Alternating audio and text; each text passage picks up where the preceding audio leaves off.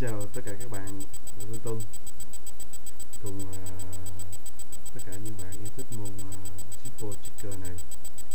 Thì sau đây Tùng Bách sẽ giới thiệu với các bạn 3 động tác đơn giản của môn này. Thì như các bạn đã biết thì trong môn zippo chicken này, chicken có nghĩa là biểu diễn đó các bạn. Môn zippo chicken này thì có rất là nhiều động tác, nhưng mà để lượt đầu thì Tùng Bách xin giới thiệu trước với các bạn 3 động tác, và Tùng Bách sẽ làm qua và cũng sẽ làm chậm lại. Các bạn cố gắng nhìn rõ, và những bạn nào chưa biết thì có thể nhìn theo để tập. Thì trước đây thì riêng Tùng Bách thì cũng đã rất là nhiều lần cũng học hỏi từ trên mạng, từ internet, và sau đây Tùng Bách xin thực hiện một số động tác. Các bạn chú ý ha. Chúc các bạn vui vẻ.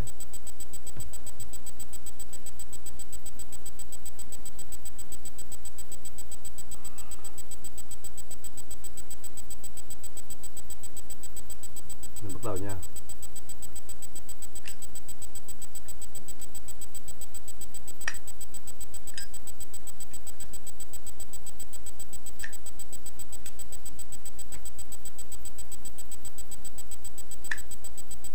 Khi mà các bạn làm nhuần nhuyễn rồi thì các bạn có thể làm liên hoàn được. Và trước mắt 3 động tác này thì Tùng Bách xin làm lại từ động tác 1 cho các bạn nhìn. Đây là động tác đầu tiên của chúng ta. Các bạn cầm tư thế quẹt như tôi nha. Cái chiều mở nắp là các bạn để quay vào hướng của mình. Ok. Rồi nhìn đây, ok. Được rồi. Các bạn, tay của các bạn cầm ngón cái và ngón giữa của bạn cầm ở đầu nắp. Cái thân của nó mở như thế này. Các bạn dùng ngón trỏ. Ok. Các bạn hất ra. Các bạn lòn ngón trỏ vào. Rồi, là vào như tôi. Các bạn xoay quẹt ha. Các bạn dùng ngón kế út đỡ quẹt và xoay theo vòng tròn các bạn, theo vòng tròn. Rồi bật lên. Tôi làm lại nha. 1 2 3 4 5. Lại nha các bạn. 1 2 3 4 5. Và động tác thứ hai. Động tác này hơi khó các bạn. Các bạn dùng ngón giữa hất nắp ra để nắp quay vào hướng mình. Ok. 1. Các bạn dùng ngón giữa và ngón trỏ kẹp. Sau đó các bạn lòn ngón kế út vào đỡ quẹt, nâng quẹt ngã theo chiều tay. Ok. Các bạn để quẹt ngã theo chiều tay. Rồi các bạn dùng ngón trỏ và ngón cái của các bạn đỡ cái đít quẹt lại. Ngón kế út các bạn giữ ngay khóa quẹt, và ngón trỏ các bạn có nhiệm vụ là bật quẹt. Các bạn tập lại quẹt. Tôi làm lại các bạn dần ha.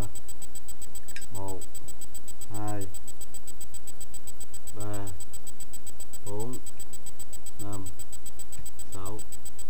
Các bạn làm 6 nhịp cho tôi ha. Các bạn nhìn lại. Khi tay cầm của các bạn ngón cái và ngón trỏ các bạn cầm ngay thân quẹt, đừng cầm ngay nắp quẹt. Bây giờ ha.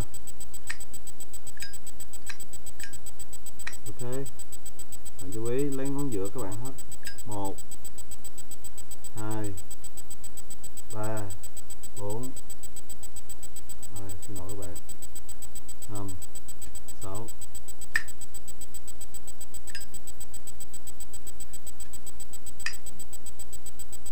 Tôi làm nhanh các bạn coi ha.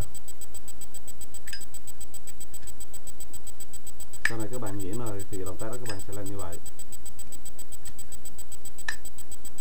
Các bạn để thế nào các bạn cũng làm được hết. Bạn chú ý.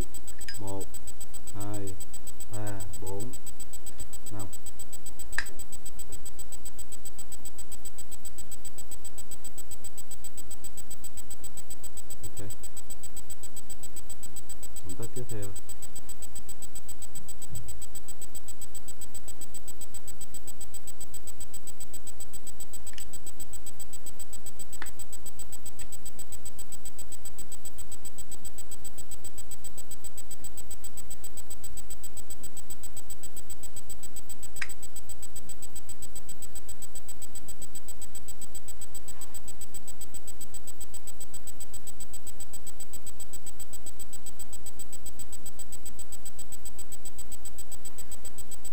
hướng quẹt quay vào cổ tay của mình. Một phần đít của hướng quẹt các bạn để cho nó kê vào ngay chỗ lòng bàn tay của mình. Ok. Ok. Ngón giữa và ngón cái các bạn kẹp ngay đầu quẹt gần cái chốt các bạn. Đó. Các bạn dùng ngón trỏ ngay đầu ngoài nắp mở. Các bạn dùng một lực tì nắm vào các bạn đẩy ra, nó sẽ bật ra các bạn, và sau đó bạn hất lên.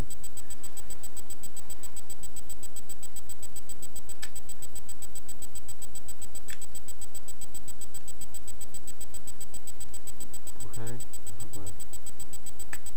Và tay kia bạn đá đít quẹt lên.